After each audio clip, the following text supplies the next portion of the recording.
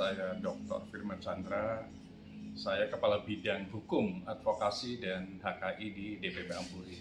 Sekaligus pemilik Fatur Travel Indonesia. Ingat umroh, ingat fatur. Penipuan di sektor umroh dan haji, atau kita sebut sektor keagamaan, sampai kapanpun akan ada.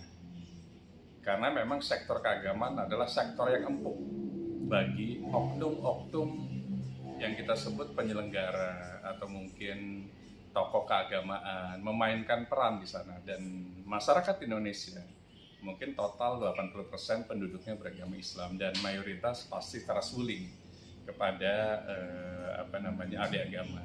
Namun ahli agama ini ada yang oknum juga yang membuat akhirnya kisruh penyelenggaraan umroh dan haji kita. Dimulai dari pasti mereka akan melakukan sederhana. Pertama, influence dengan harga murah. Influence dengan harga murah itu paling canggih sebenarnya. Jadi calon jamaah atau mungkin anak didiknya, mungkin dari pesantren dan lain-lain, itu diiming-iming bahwa dengan ikut travel atau ikut kelompoknya atau ikut umroh kita sebut yang tidak administratif, umroh ilegal, itu mereka mengatakan bahwa kalau ikut dengan mereka itu lebih aman secara syar'inya. Kemudian harga juga harga yang pasti di bawah pasaran. Nah, harga yang di bawah pasaran ini akhirnya membuat banyak calon jamaah tertarik. Yang awalnya mungkin iming-imingnya betul. Jadi di perjalanan pertama, kira-kira program pertama biasanya berangkat semua tuh. Kemudian mereka akan membuat testimoni bahwa ikut dengan si A atau ikut dengan travel ini itu akan mendapatkan fasilitas pesawat yang terbaik misalnya. Kemudian hotel bintang 5 di pelataran masjid, biasanya gitu. Itu memang betul biasanya, diawali dengan itu. Akhirnya testimoni itu membuat getok tular lah. Akhirnya mereka sebagai marketing dari perjalanan berikutnya, periode kedua, kloter berikutnya. Dan itu mulai ada sebuah potensi penipuan sudah mulai terjadi. Kloter berikutnya yang diiming-imingi oleh ahli agama tadi atau tokoh masyarakat atau siapapun yang memang memiliki pengaruh, akhirnya membawa banyak jamaah. Kalau di periode pertama biasanya kan satu program 40 pack lah biasanya, karena mengingat satu bus, kita sebut satu bus di Mekah Madinah itu sekitar 40-an, maksimum 45. Nah, 40 itu kalau membawa 10 saja berarti sudah 400 jamaah di periode berikutnya. Jadi yang pertama tuh betul-betul sebagai promo gitu. Nah, yang kedua itu sudah mulai tergerus kepercayaan, percaya terus, dan dia akan membawa banyak lagi. Dan dia akan berhenti pada saat periode, umumnya di periode atau di kloter ke-4 atau ke-5, karena sudah kehabisan fundamental yang kita sebut namanya financingnya. Apalagi ditambahkan iming-iming berangkat dulu, bayar belakangan. Dan itu dua kata kunci tadi, umroh yang paling murah dan berangkat dulu, bayar belakangan. Nah, disitulah pola yang biasa dilakukan oleh oknum. Dan oknum ini masih ada sampai sekarang. Namun, saya nggak bisa menyalahkan juga 100%. Ada kalanya mereka salah beli tiket. Jadi mereka beli tiket kepada wholesaler yang salah, tidak tepat. Kemudian uang sudah ditransfer pada saat berangkat di hari hanya, itu malah tiket belum di-issue. Padahal jamaah sudah ada di bandara. Jangan melihat figur saja, jangan melihat harga murah saja. Teman-teman calon jamaah harus bisa mewaspadai mayoritas potensi adanya dugaan penipuan umroh dan haji. Itu yang datang bukan owner dari travel tersebut. Mayoritas adalah marketing. Jadi mereka itu adalah marketing atau affiliate atau konten kreator atau perwakilan, dan tidak mengetahui kadang-kadang si jamaah tersebut siapa pemilik travelnya. Harusnya jamaah smart itu sebelum dia transfer uangnya ke travel tersebut harus dilihat siapa pemiliknya, rekam jejaknya, cross check antar sosial medianya. Misalnya sosial media di Instagramnya adalah ABCDF Tour misalnya. Nanti di sana muncul tuh nama ownernya. Nah, cek juga owner tersebut di IG pribadinya. Ada korelasi nggak? Kalau ada korelasi, cek lagi di Google, di ChatGPT, di cloud, di AI platform lainnya. Si pemilik itu siapa? Clean nggak dari rekam jejak yang negatif? Kalau clean, silakan daftar. Karena Anda beribadah, bukan berdagang. Bukan mencari harga yang murah. Ibadah itu tidak identik dengan harga murah. Nah, dari sana harus waspada. Kemudian bagi afiliat dan bagi perwakilan atau bagi ahli agama yang menjadi perwakilan, pertama Anda harus smart juga.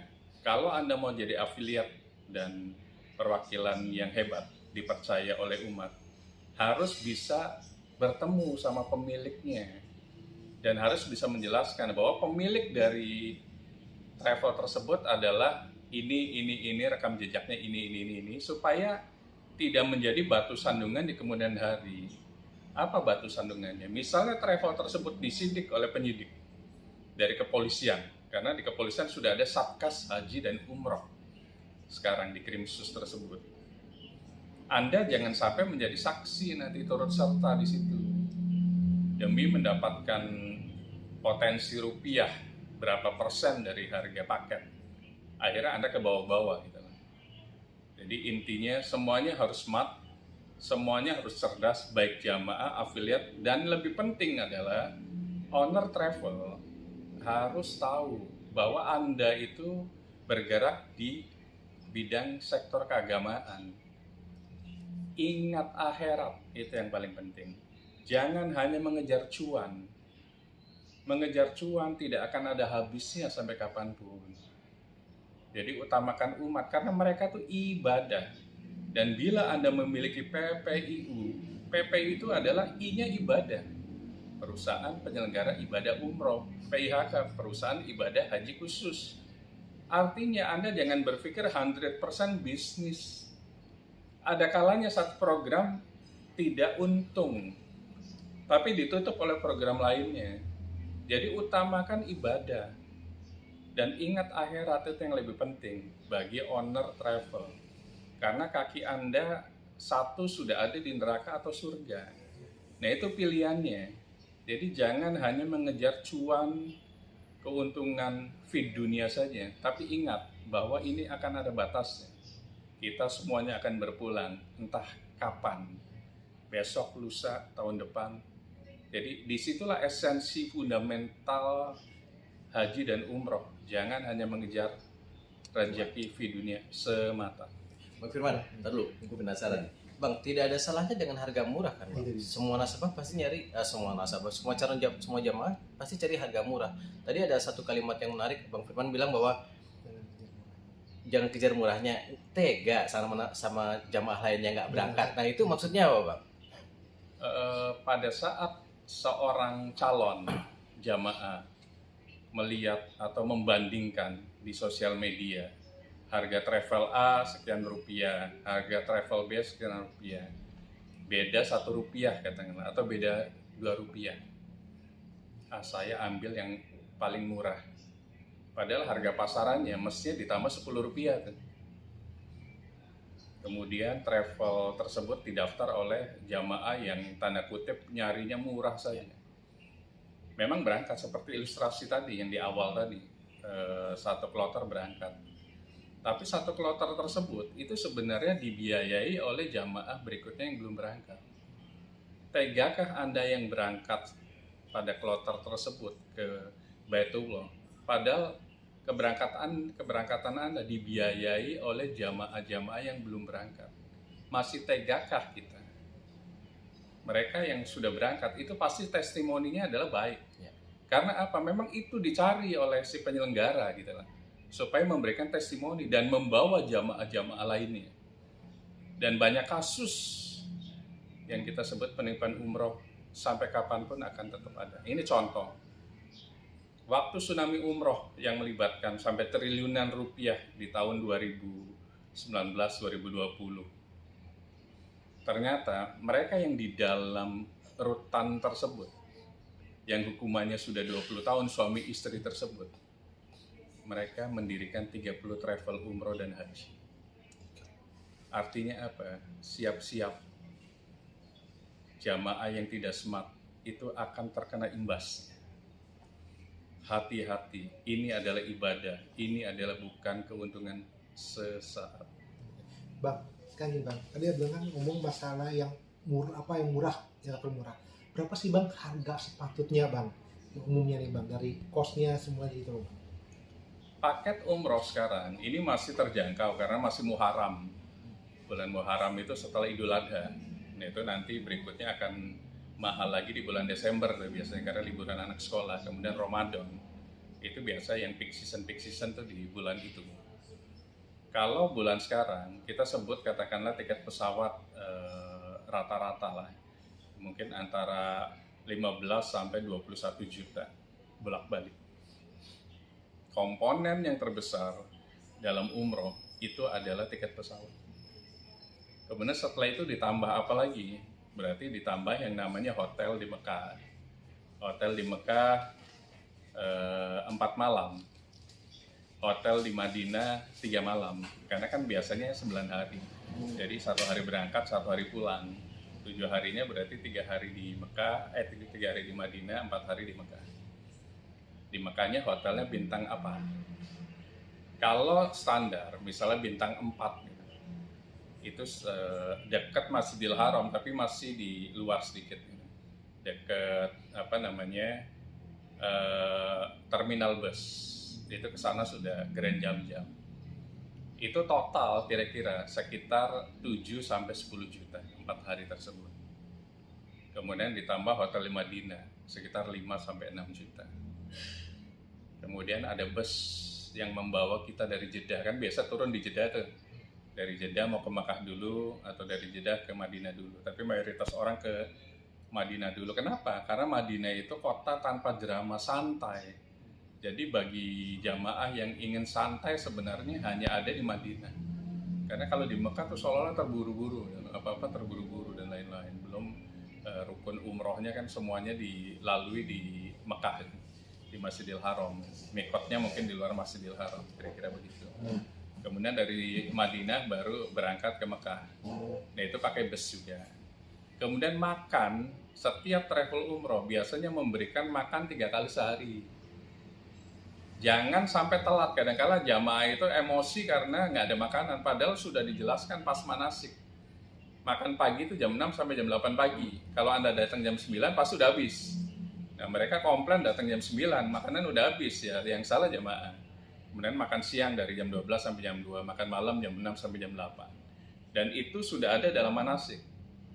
Makanya untuk membuat PPIU, perusahaan penyelenggara ibadah umroh itu sangat berat. Perizinan terus-menerus, Cipta Kerja sampai sekarang harus ada reakreditasi terus-menerus. Dan lain-lain. Jadi nggak mudah membuat biro umroh tersebut. Makanya teman-teman yang menjadi calon jamaah atau jamaah yang ingin umroh kembali, siapkan dokumentasi, sosmed, dan lain-lain untuk cross-check pemilik umroh yang tepat siapa. Kan banyak sekarang yang besar aja kan sudah mulai tersangka kan di beberapa tempat baik KPK ataupun di mana. Jadi jangan lihat besarnya juga tapi amanahnya. Dan tempat yang ideal, netral untuk bertanya itu adalah di Ampuri. Karena Ampuri adalah asosiasi yang menaungi semua travel umroh dan haji seluruh Indonesia. Baik dari Provinsi Aceh, Sumatera Utara, Sumatera Selatan, Sumatera Barat, Lampung, Banten, DKI, Jawa Barat, Jawa Tengah, Jawa Timur, Bali, Nusa Tenggara, Kalimantan, Sulawesi, Papua, itu ada semuanya di Ampuri. Jadi teman-teman tidak harus memilih travel saya misalnya. Kalau di Papua kenapa harus daftar ke kami? Kan begitu. Kenapa nggak memilih travel yang ada di Papua? Atau yang di Aceh, kenapa nggak memilih travel yang ada di Aceh? Gitu. Kami hanya sebagai tempat untuk bisa menjelaskan travel mana yang masih amanah. Dimulai dari siapa pemilik travel umroh dan haji tersebut, itu yang paling penting. Jangan hanya harga murah, karena Anda itu mau ibadah, bukan berdagang. Bang, ada satu saran sedikit Bang, baik buat penyelenggara travel maupun buat calon jemaah. Pertama, travel umroh itu seperti singkatannya, perusahaan penyelenggara ibadah. Fokus dulu ibadah. Untung itu Allah yang nanggung semuanya. Pada saat kita membawa orang beribadah, itu aja sebuah keuntungan syar'i. Tanpa ada penipuan, mereka nyaman. Doanya itu akan membuat kita lebih nyaman, lebih tenang. Bahkan akan membawa rezeki-rezeki berikutnya. Jadi jangan tidak amanah. Kalau memang paketnya pakai Saudi Arabia, paketnya sama pakai Garuda, itu harus beli sesuai. Jangan berubah-ubah. Kemudian hotel, di brosur hotel A, jangan berubah ke hotel B. Karena apa? Itu akan membuat kecewa. Kemudian harus ada manasik, karena manasik itu bukan melulu menjelaskan rukun umroh yang dimulai dari mikot, niat umroh, kemudian tawaf, sa'i, tahallul, bukan hanya itu, tapi penjelasan pesawat itu tuh bagaimana. Bisa jadi ada orang yang belum pernah naik pesawat, nutup toiletnya bagaimana, pakai kain ihram bagaimana, jangan sampai nyampe sana masih pakai celana dalam. Itu tidak sah umrohnya, dan itu harus dijelaskan di manasik. Kemudian bagi jamaah tetap harus smart. Jamaah dan afiliat harus smart. Jangan hanya ngejar keuntungan semata. Jangan hitung-hitungan lah kalau untuk ibadah. Kalau hitung-hitungan ada kan diperhitungkan juga gitu. Tapi intinya satu, smart lah jadi jamaah. Smart lah jadi afiliat atau perwakilan. Smart lah jadi owner. Karena semua dipertanggungjawabkan bukan hanya di dunia, tapi yang lebih penting, Anda akan dipertanggungjawabkan di akhirat kelak.